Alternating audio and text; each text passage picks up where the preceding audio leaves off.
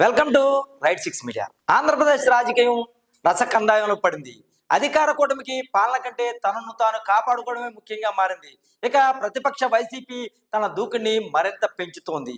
రాష్ట్ర రాజకీయం అంతా తిరుమల లడ్డు చుట్టూనే తిరుగుతూ రాజకీయాలను తన చుట్టూ తిప్పుకుంటుంది.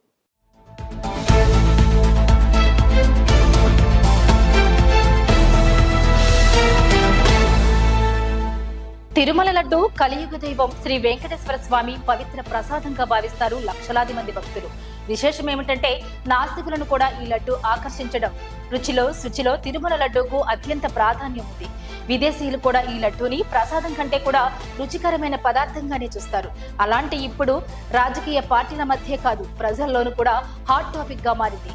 తిరుమల నెయ్యిలో కల్తీ జరిగిందని, జంతువుల కొవ్వు కలిసిందని ఎప్పుడైతే కూటమి ప్రభుత్వం అనుమానాలు వ్యక్తం చేసిందో ఆ రోజు నుంచి రాష్ట్ర రాజకీయమంతా లడ్డూ చుట్టూనే తిరుగుతోంది.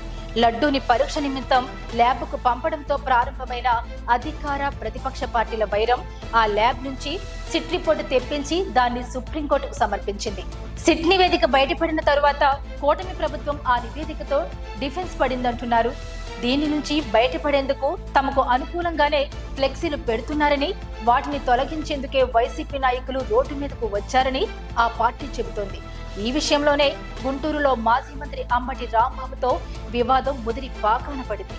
అదే చిలికి గాలివానగా మారి చివరికి అంబటి అరెస్టు వరకు దారితీసింది. మాజీ మంత్రి అంబటి రాంబాబు అరెస్టుతో కూటమి ప్రభుత్వం పూర్తి స్థాయిలో ఆత్మరక్షణలోకి వెళ్లిందని రాజకీయ విశ్లేషకులు అభిప్రాయపడుతున్నారు.